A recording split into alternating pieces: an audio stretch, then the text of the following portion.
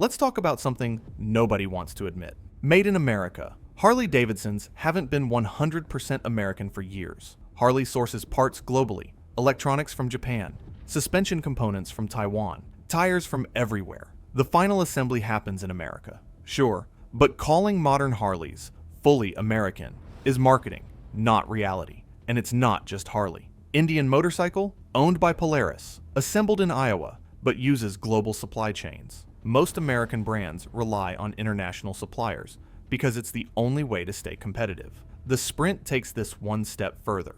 Instead of assembling in America with global parts, it's likely assembled in China with global parts. Same concept, different location. The final result? A bike Harley can sell for $6,000 instead of $12,000. From a business perspective, it makes sense. From a branding perspective, it's a disaster. The Harley-Davidson Sprint, a $6,000 bike reportedly made in China, launching early 2026. It's either brilliant or desperate, maybe both. Traditional Harley fans are furious. They see it as betrayal. Younger riders don't care. They see it as affordable access to the brand. Harley's betting the future on attracting new customers, even if it means losing old ones. It's a gamble, and the stakes couldn't be higher. Drop a comment. Would you buy a Chinese-built Harley, or is this the final straw? Let's see where people stand. Subscribe for updates. ICMA's in November. The Sprint gets revealed. We'll cover the fallout. This is Harley's last shot at survival. For better or worse, this is the future. But here's where it gets interesting.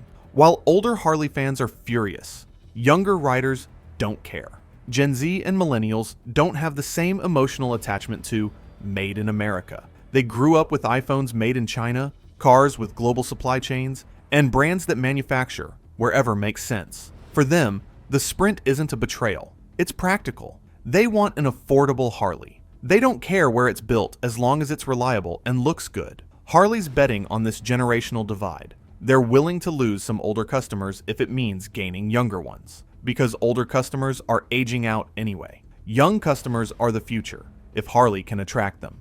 But that's a massive gamble. Alienate your core base before you've secured a new one, and you risk losing everything. Here's why the Sprint is so controversial. Harley-Davidson's brand has always been about heritage, quality, and American identity. You didn't buy a Harley because it was the best bike. You bought it because of what it represented. That brand is worth billions. It's why people get Harley tattoos. It's why riders spend $30,000 on a bike worth $15,000. It's why the company survived near bankruptcy in the 80s. But the Sprint threatens that brand. If Harley badges Chinese bikes, does Harley-Davidson still mean what it used to? Or does it become just another logo slapped on imported metal? Traditional customers fear the answer. They see the Sprint as the beginning of the end. Today, it's a $6,000 entry bike. Tomorrow, it's the entire lineup. And at that point, what makes Harley different from any other manufacturer? That's the real fear driving the backlash. Not just that the Sprint is Chinese, but what it represents. Harley giving up on what made them special. The Sprint is Harley's entry-level motorcycle launching in early 2026, priced under $6,000 in the US, probably around 4,500 pounds in the UK. It's the cheapest Harley you can buy, ever. For context, the current cheapest Harley is the Nightster at $10,000. The Sprint undercuts that by 40%. That's massive. Harley's CEO announced it during the Q2 2025 earnings call in July. The bike's been in development since 2021. This isn't a rushed panic move. They've been planning this for 4 years. They knew they needed an affordable entry-level bike, and they knew it couldn't be built in America and still hit the $6,000 price point. That's where China comes in. The Sprint isn't being built in a vacuum. It's entering one of the most competitive segments in motorcycling, affordable entry-level bikes. Royal Enfield Classic 350, about $4,000. Massive success in India and growing globally. Simple, reliable, stylish. Triumph Speed 400 and Scrambler 400, around $5,000. Modern, fun, capable. Triumph's killing it with these bikes. Honda Rebel 500, $6,000. Best-selling cruiser in the US for beginners. Bulletproof reliability. Everyone recommends it. Kawasaki Z400 and Ninja 400, around $5,000. Sport-focused but accessible.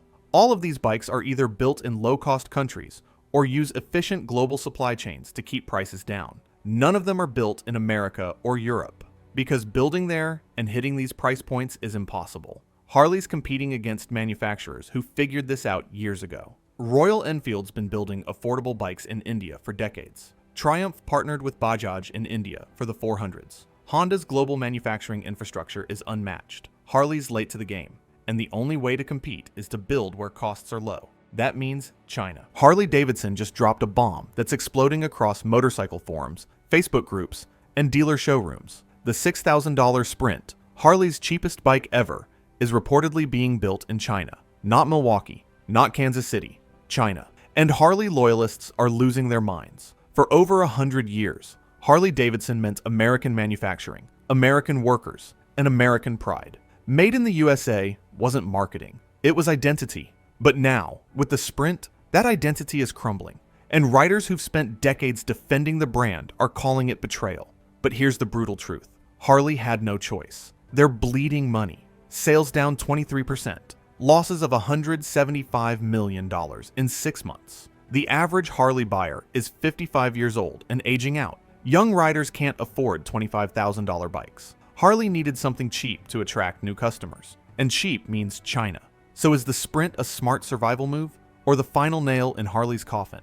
Let's break it down. But here's the uncomfortable reality. Harley had to do this, or at least they think they did. Let's look at the numbers. Harley-Davidson is in crisis. Q2 2025 results were catastrophic. Sales down 23% year over year, revenue collapsing across every segment, financial guidance suspended because they can't predict their own future, and losses of $175 million in the first half of 2025 alone. The average Harley buyer is in their mid-50s. Millennials and Gen Z riders aren't buying cruisers.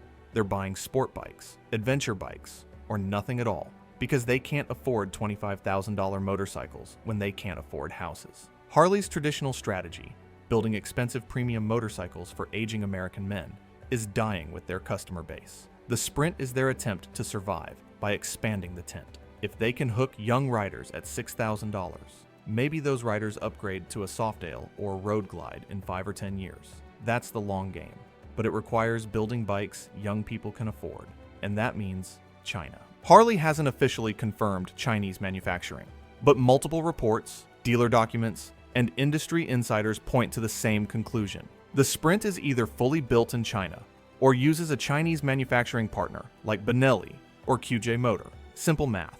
You cannot build a motorcycle in America and sell it for $6,000. Labor costs, overhead, regulations, it's impossible. Building in China lets Harley hit the price point while maintaining profitability.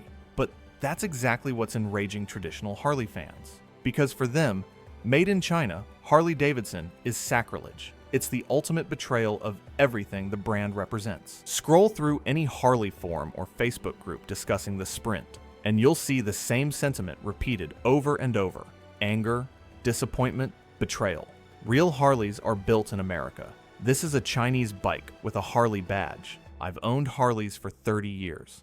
I'll never buy a Chinese one. Harley just spit in the face of every loyal customer. This is the end of Harley-Davidson as we know it. The fury is real. These aren't casual riders. These are hardcore Harley loyalists who've bought multiple bikes, spent thousands on parts and gear, and defended the brand for decades. And now they feel abandoned. Some are vowing never to buy another Harley. Others are calling for boycotts. A few are selling their current bikes in protest. The backlash is loud, passionate, and deeply personal. So will the Sprint save Harley or kill the brand? 3 scenarios. Best case, the Sprint is a hit. Young riders love it. Build quality is solid. It's reliable and fun. Harley attracts new markets. India, Southeast Asia, South America. Sales boom. The brand stabilizes. In 5 years, Sprint owners upgrade to bigger Harleys. Harley survives. Realistic case. The Sprint sells okay. Not great, not terrible. It brings in some new customers, but doesn't move the needle enough. Traditional customers stay angry. Harley continues struggling. The Sprint becomes a footnote. Worst case, the Sprint flops. Build quality issues. Reliability problems. Harley loyalists reject it. New riders aren't interested because it's not real Harley. The bike becomes a punchline. Brand reputation tanks. Harley's crisis accelerates. Which happens? We'll know in 2026. But here's the thing. Harley had to try. Doing nothing guaranteed failure. The Sprint at least gives them a chance, even if it pisses off half their customer base.